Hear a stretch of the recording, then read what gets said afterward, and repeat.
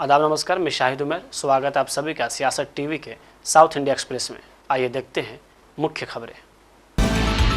Supreme court ने आज आंध्र प्रदेश और तेलंगाना में विधानसभा सीटों के परिसीमन की मांग करने वाली याचिका को खारिज कर दी। शीर्ष अदालत ने स्पष्ट किया है कि संविधान के अनुच्छेद 170 के तहत 2026 के बाद की जनगणना तक परिसीमन की अनुमति नहीं है। न्यायमूर्ति सूर्यकांत और न्यायमूर्ति एन कोटेश्वर सिंह की पीठ ने कहा कि आंध्र प्रदेश पुनर्गठन अधिनियम की धारा 26 परिसीमन से संबंधित संवैधानिक प्रावधान अनुच्छेद 170 के अधीन है, जिसके अनुसार परिसीमन 2026 की जनगणना के बाद ही किया जा सकता है। ऐसी याचिका को स्वीकार करने से अन्य राज्यों के लिए मुकदमेबाजी के दरवाजे खुल जाएंगे। कोर्ट ने जम्मू कश्मीर के शासित प्रदेश के संदर्भ में भेदभाव के तर्क को यह कहते हुए खारिज कर दिया कि राज्यों में परिसीमन से संबंधित प्रावधान केंद्र शासित प्रदेशों की तुलना में अलग है। हैदराबाद में आबकारी मामलों के लिए स्पेशल JFCM ने केंद्रीय गृह राज्य मंत्री बंडी संजय कुमार के खिलाफ गैर जमानती वारंट जारी किया है। सांसदों और विधायकों के खिलाफ मामलों की निगरानी करने वाले एक स्पेशल JFCM द्वारा जारी यह वारंट हुजूराबाद करीमनगर के 2021 के एक मामले से संबंधित सुनवाई में मंत्री के उपस्थित न होने के बाद जारी किया गया है। मजिस्ट्रेट ने वारंट जारी करने के बाद कार्यवाही 30 जुलाई तक के लिए स्थगित कर दी है।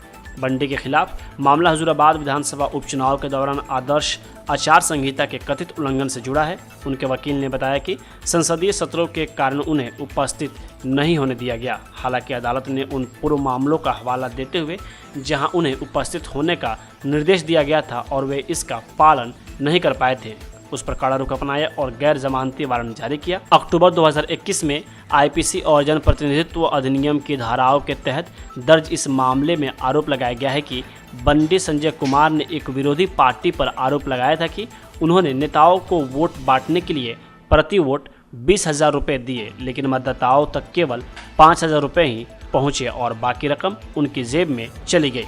पुलिस ने 2023 में आरोप पत्र दाखिल किया, जिसके बाद मामला विशेष संयुक्त वित्त आयुक्त को ट्रांसफर कर दिया गया।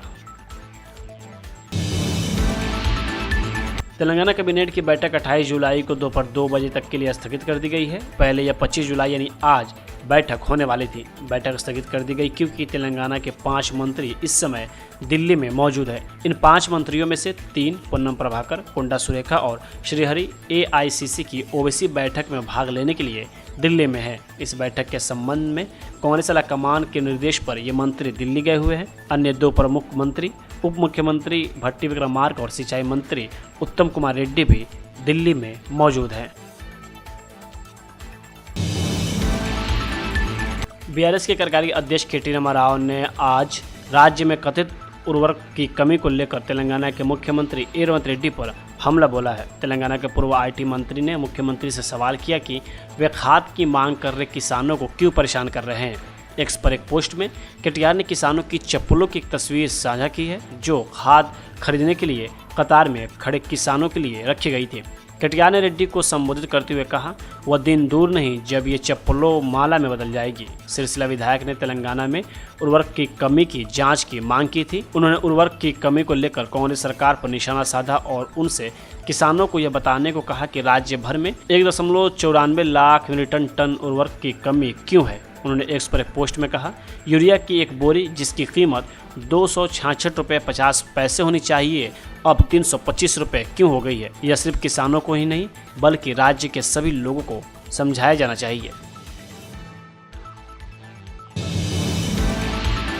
कर्नाटक कांग्रेस में लगातार कलह देखी गई है। वही एक रिपोर्ट के हवाले से यह खबर सामने आ रही है कि कर्नाटक के राजनीतिक हलकों में मुख्यमंत्री सिद्धरमैया के कार्यकाल पूरा करने को लेकर केवल इसी बात की चर्चा हो रही है कि वह मुख्यमंत्री बने रहेंगे या नहीं, जबकि वह एक अनोखा रिकॉर्ड बनाने की ओर अग्रसर हैं। इसी बीच सिद्धरमैया और उप मुख्यमंत्री पद के एक और दावेदार DK शिवकुमार एक बार फिर दिल्ली रवाना हो गए हैं। मुख्यमंत्री के रूप में अपने दूसरे कार्यकाल में सिद्धरमैया अब कर्नाटक के सबसे लंबे समय तक सेवा देने वाले निर्वाचित मुख्यमंत्री बनने के करीब हैं।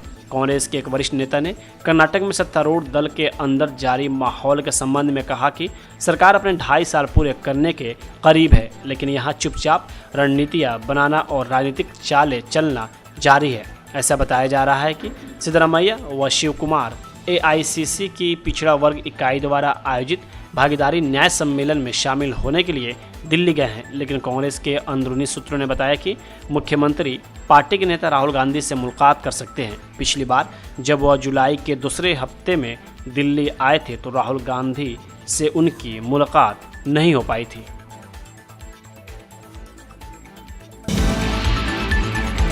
कर्नाटक और गोवा के बीच महादई नदी को लेकर जारी विवाद बढ़ता ही जा रहा है। गोवा के मुख्यमंत्री प्रमोद सावंत ने मंगलवार को विधानसभा में दिए गए बयान के बाद ये विवाद और ज़्यादा बढ़ गया। सीएम ने अपने बयान में कहा था कि महादई नदी के पानी के रुख मोड़ने की गतिविधियों को केंद्र सरकार स्वीकार नहीं करेगी, जिसको लेकर सरकार सुप्रीम कोर्ट में अवमानना की याचिका दायर करेगी।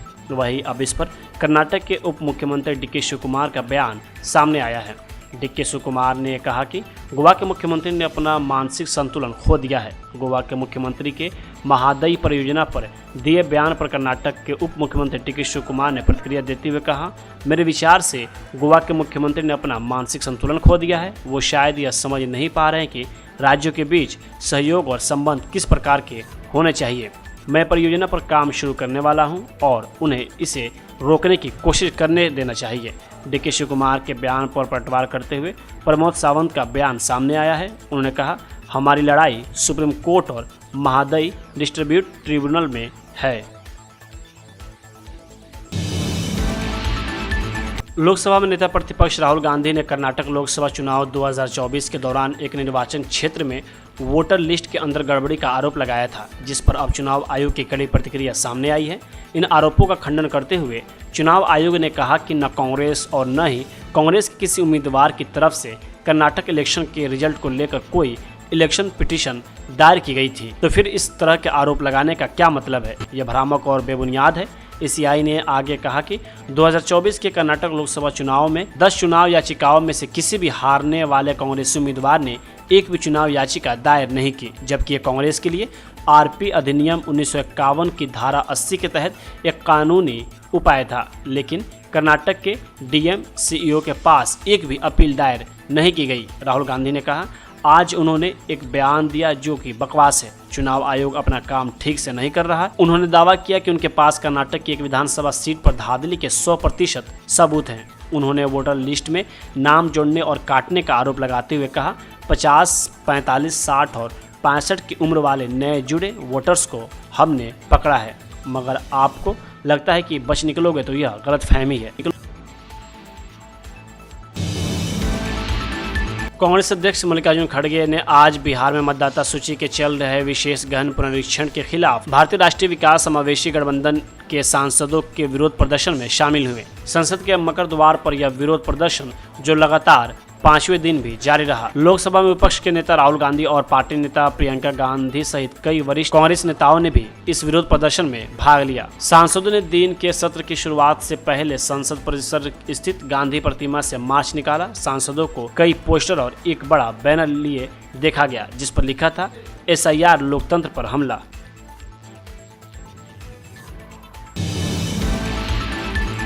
फिल्मों की दुनिया से राजनीति में आए कमल हासन तथा 3 अन्य सांसदों ने आज राज्यसभा के सदस्य के रूप में शपथ ली। सुबह 11 बजे बैठक शुरू होने पर मक्कलम निधि मय्यम प्रमुख कमल हासन तथा द्रमुकी राजाथी SR शिवलिंगम और P विल्सन को उस सदन के सदस्यता की शपथ दिलाई गई। इन सभी ने तमिल में शपथ ली। सफेद रंग की शर्ट और काली पैंट पहने कमल हासन का सदन में मौजूद सदस्यों ने मेजें थपथपाकर स्वागत किया। उन्हें हाल ही में राज्यसभा के लिए नामित किया गया था। P विल्सन का उस सदन में यह दूसरा कार्यकाल होगा। हासन, राजाथी, SR शिवलिंगम तथा P विल्सन उस सदन में तमिलनाडु का प्रतिनिधित्व करेंगे।